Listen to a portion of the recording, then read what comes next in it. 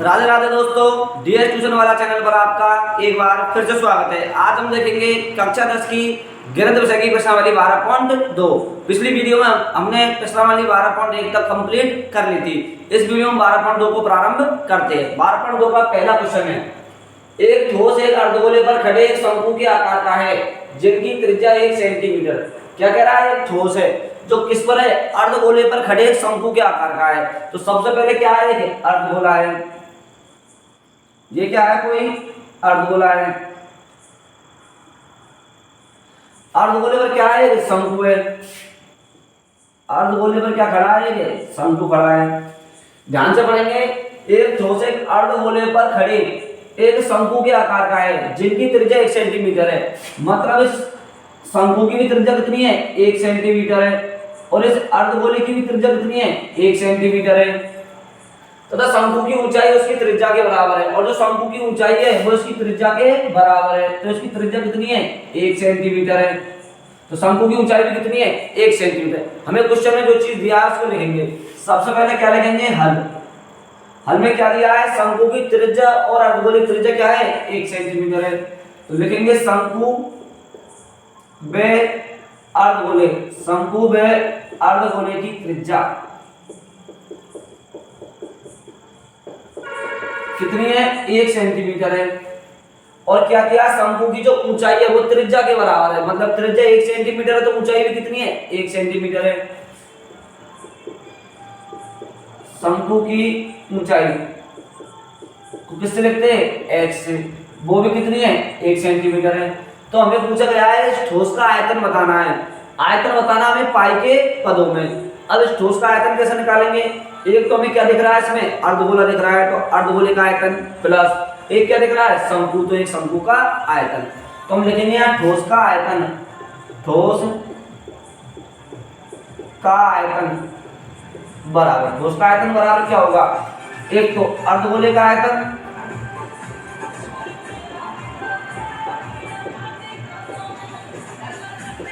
Plus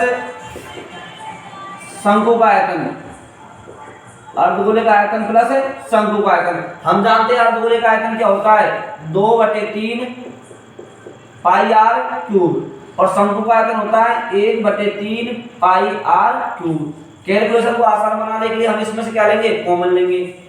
तो देखेंगे 1/3 यहाँ भी है, 1/3 यहाँ भी, तो 1/3 आ रहा है। पाई यहाँ भी है, पाई यहाँ भी है, पाई भी कॉमन आ रहा है।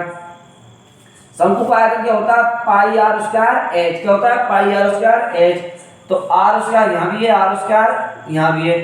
तो यहाँ क्या बच रहा है? आर क्यूब में से एक तो 2 बच रहा है। यहाँ पर आर क्यूब में से आर स्क्वायर आएगा तो एक आर बच रहा है प्लस यहाँ से 1/3 आ गया, पाई भी आ गया, आर स्क्वायर आ गया। क्या बच रहा है? एच बच रहा है।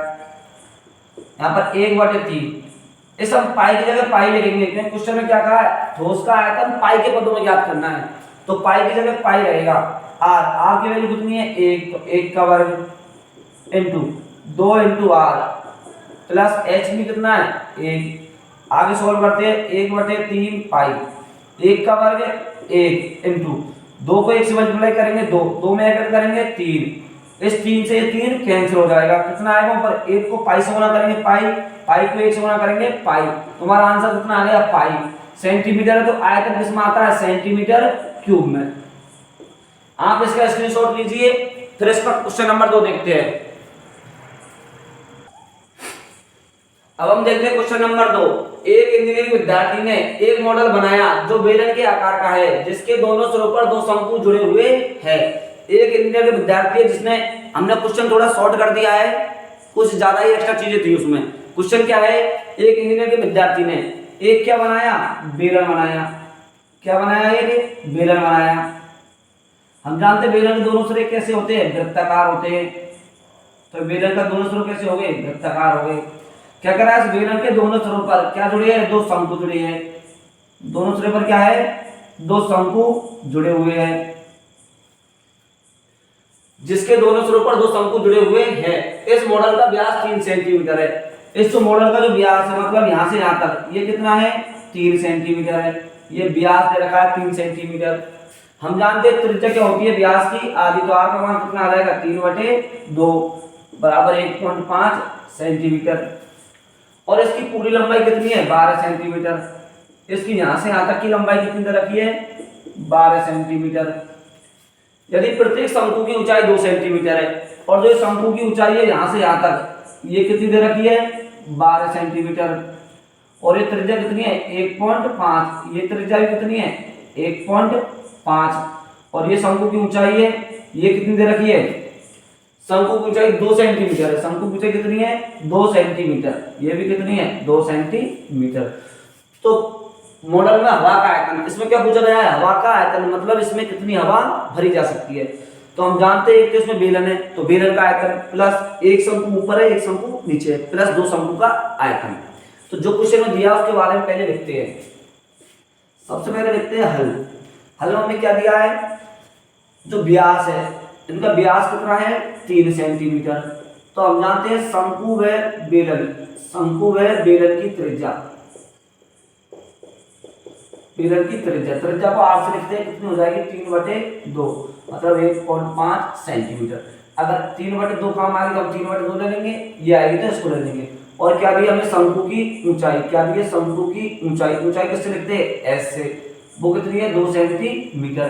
हमें बेलन की ऊंचाई चाहिए कि वो कैसे ज्ञात करेंगे, टोटल ऊंचाई 12 सेंटीमीटर है, इसमें से ये शंकु की ऊंचाई कितनी है 2, इस शंकु की ऊंचाई 2, तो दोनों ऊंचाई शंकु कितनी हो गई 4, तो 12 में 4 माइनस करेंगे कितना आएगा 8, ये क्या आ जाएगी हमारी बेलन की ऊंचाई। तो अब हम देखेंगे बेलन की ऊंचाई, बेलन की ऊंचाई, ऊंचाई किससे लिखते हैं ऐसे, टोटल ऊंचाई कितनी है हमारी 12, उसमें से 2 ऊपर वाले शंकु की 2 नीचे वाले शंकु की, मतलब 12 - 4 बराबर 8 सेंटीमीटर, ये क्या आ जाएगी बेलन की ऊंचाई। क्या पूछ रहा है हवा का आयतन, हवा का आयतन। तो हवा का आयतन कैसे ज्ञात करेंगे, एक तो बेलन है तो बेलन का आयतन प्लस क्या है 2 शंकु का आयतन, 2 शंकु का आयतन। बेलन के आयतन का सूत्र होता है पाई r स्क्वायर h प्लस शंकु का आयतन होता है, ये 2 है तो 2, शंकु का आयतन होता है 1/3 पाई r स्क्वायर h। एक तो बेलन और 2 क्या है शंकु, इसमें जो कॉमन आ रहा है उसको कॉमन ले लेंगे। देखो पाई दोनों जगह से कॉमन आ रहा है, r स्क्वायर भी कॉमन आ रहा है, और देखो दोनों की ऊंचाई अलग अलग है। अगर बेलन की ऊंचाई को हम क्या मानते हैं शंकु की को h1 और बेलन की को h2, तो ये h हो जाएगी, ये क्या हो जाएगी h1 हो जाएगी। तो बेलन की है, बेलन की को कैपिटल h मान लेते हैं और इसको स्मॉल h, तो बेलन की ऊंचाई क्या बच जाएगी यहाँ पर h बच जाएगी प्लस 2 को 1 से मल्टीप्लाई करेंगे 2/3 इनटू r स्क्वायर कॉमन आ गया पाई r, क्या बच रहा है h स्मॉल h। यहाँ पर वैल्यू पुट करते हैं पाई का मान 22/7 इनटू r, r कितने हमारे पास 3/2, तो 3/2 इनटू 3/2 इनटू h, मतलब बेलन की ऊंचाई कितनी है 8 प्लस 2/3, शंकु की ऊंचाई कितनी है 2। इसको हम सॉल्व करते हैं आगे, ये 2 से कट रहा है एक बार, 2 से कट रहा है 11 से, मल्टीप्लाई करते हैं 11 को 3 से करते हैं 11 की 33 इनटू 3, नीचे क्या बच रहा है 7 इनटू 2, 7 इनटू 2। यहाँ एलसीएम आ रहा है इसका कितना 3 आ रहा है, 1 का 3 का एलसीएम 3, 1 का भाग 3 में 3 बार 3 को आगे से मल्टीप्लाई करेंगे 24, 3 का भाग 3 में 1 बार, 1 को 2 से करेंगे 2, 2 को 2 से करेंगे 4। आगे देखते 33 इनटू 3/7 दूनी 14 इनटू 24 और 4 28/3, 14 कट रहा है एक बार, 14 से कट रहा है 2 बार, 3 से कट रहा है 1 बार, 3 से कट रहा है 1 बार, ऊपर क्या बचा 33 इनटू 2 बराबर 66। ये सेंटीमीटर में है तो आयतन होता है किसमें आता है सेंटीमीटर क्यूब में। ये आ गया हमारे हवा का आयतन, आप स्क्रीनशॉट लीजिए इसका। अब हम देखेंगे क्वेश्चन नंबर 3, काफी अच्छा क्वेश्चन है। एक गुलाब जामुन में उसके आयतन की लगभग 30% चीनी की चाशनी होती है, 45 गुलाब जामुन में लगभग कितनी चाशनी होगी। प्रत्येक गुलाब जामुन एक बेलन के आकार का है जिसके दोनों सिरे अर्धगोलाकार है। एक क्या है कोई गुलाब जामुन है, ये कैसा है बेलन के आकार का है। हम जानते हैं बेलन के प्रत्येक सिरे कैसे होते हैं अर्धगोलाकार होते हैं, वृत्ताकार होते हैं। बेलन का प्रत्येक सिरा कैसा होता है वृत्ताकार होता है, जिसके दोनों सिरे पर क्या लगा है अर्धगोला रखा है, क्या लगा है अर्धगोला।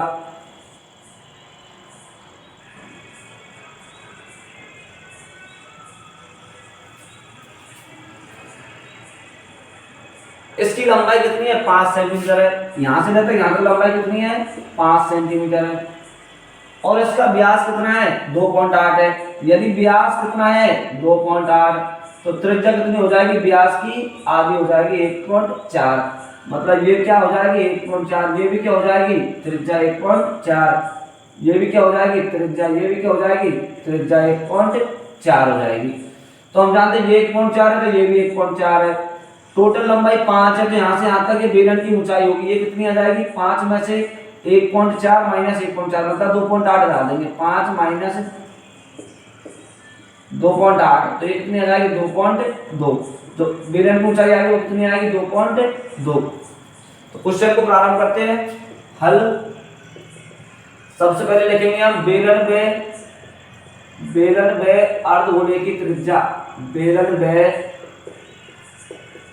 अर्धगोले की त्रिज्या, त्रिज्या किससे लिखते हैं r से। हमें व्यास दिया कितना 2.8 तो इसकी क्या हो जाएगी आधी 1.4 सेंटीमीटर। फिर हमें आवश्यकता होगी बेलन की ऊंचाई की, बेलन की ऊंचाई, बेलन की ऊंचाई को हम इससे लिखते हैं s से लिखते हैं। वो कैसे निकालेंगे, टोटल लंबाई कितनी है 5, उसमें से एक इधर के अर्धगोले की एक उधर के अर्धगोले की त्रिज्या माइनस करेंगे तो 5 माइनस कितना हो जाएगा 2.8। तो हमारे पास जो h है बेलन की ऊंचाई वो कितनी आ जाएगी 2.2 सेंटीमीटर।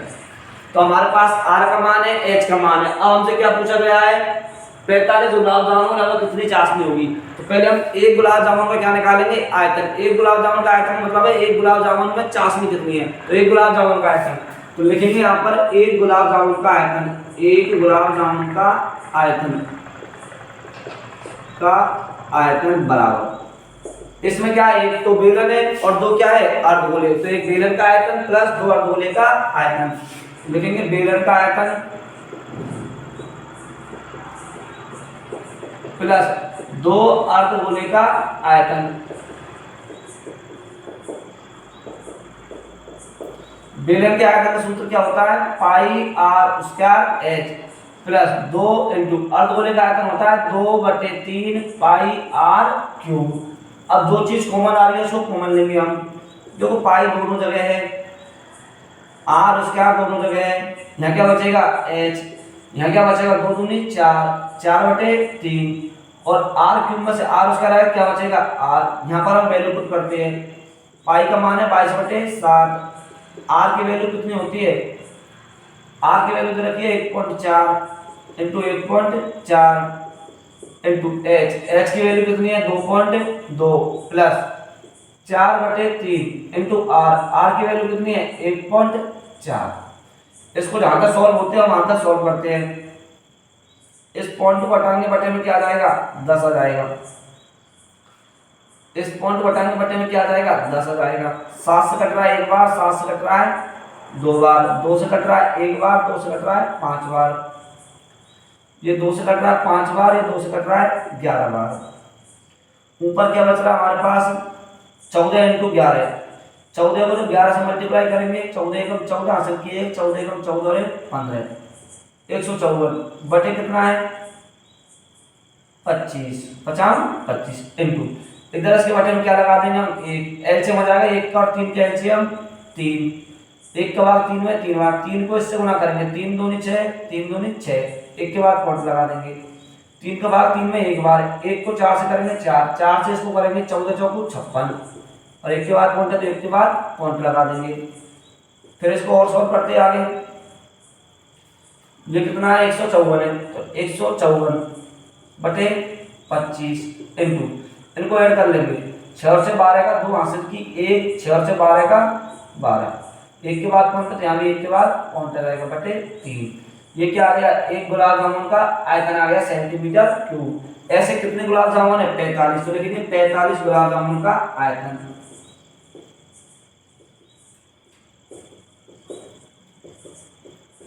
तो इसको किससे गुना करेंगे 45 से, 45 इंटू 154 बटे 25 इंटू 12.2/3, ये 5 से कट रहा है 5 बार, ये 5 से कट रहा है कितनी बार 9 बार, ये 3 से कट रहा है 1 बार, ये 3 से कट रहा है 3 बार।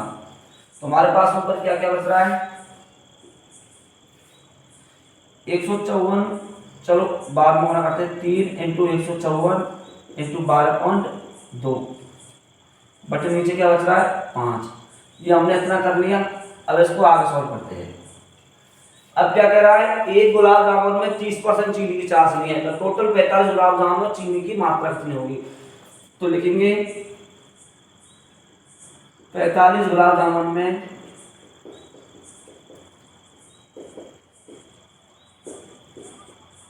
चीनी की मात्रा या चीनी की चाशनी वो कितनी होगी। एक गुलाब जामुन 30%, पहले तो इसको लिखेंगे 3 इंटू 154 इंटू 12.2 अपॉन 5। एक गुलाब जामुन में 30%, तो इसमें भी कितनी होगी 30%। जब परसेंट को हटा दे तो बटे में क्या आता है 100 आता है। इस 0 से 0 कट जाएगी। और देखते हो कुछ कट रहा है क्या,